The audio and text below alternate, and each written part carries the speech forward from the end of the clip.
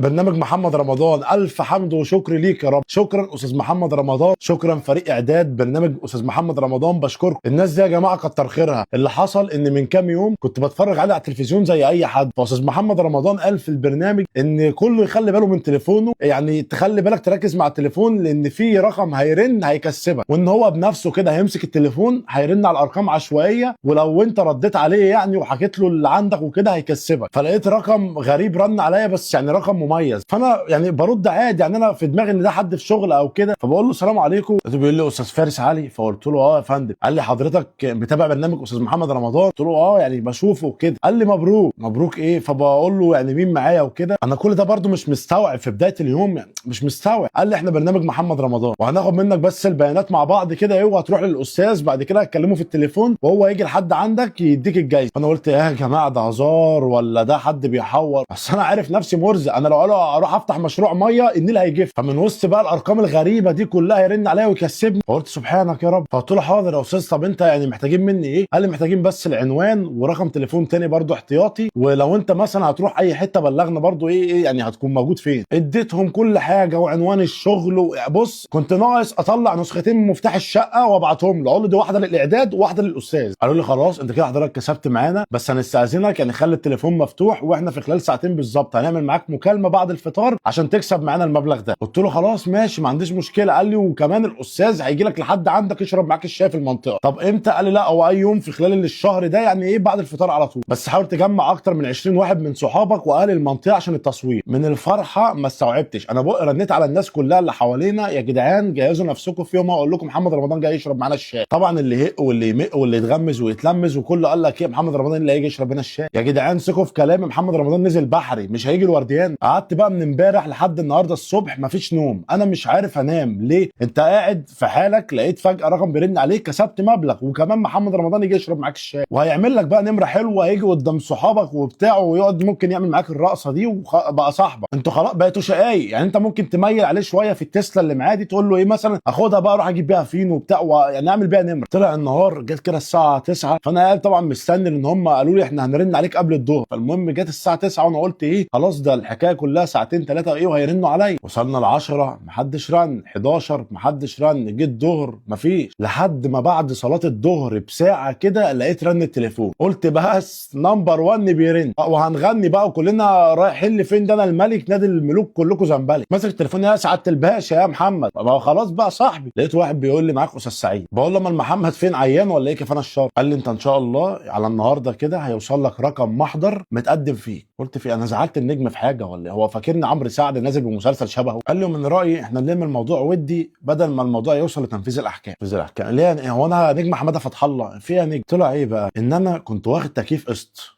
تمام، ففي واحد مش عارف يوصل لعنواني لان انا عنواني اللي في البطاقه غير محل الاقامه، وانا ما بردش عليه بصراحه، واكل عليه فلوسه يعني. المهم فهو رن عليا على اساس ان هو النجم محمد رمضان، واستغل ان الموضوع ده ترند اليومين دول، وخد مني كل البيانات ورفع محضر بالعنوان الجديد. انا غيرت عنوانه للمره الثالثه خلي بالك، وبقى اعرف جبني. وانت يا عم محمد رمضان بعد كده لما ترن انت بنفسك او تيجي، بلاش الحركات دي. وانا التاني تكييف اللي انا كنت قعدت بالحمالات وسقعت بطيخ، وانتوا ما حدش يرد على اي رقم غريب. ده مش محمد رمضان، ده اكيد محمد رمضان اللي بعت الناس دي. يطلعوا حد بقى من اللي مدايننا ولا كده؟ لا ما حدش يرد يا جماعه، انا مش فاهم ايه ده.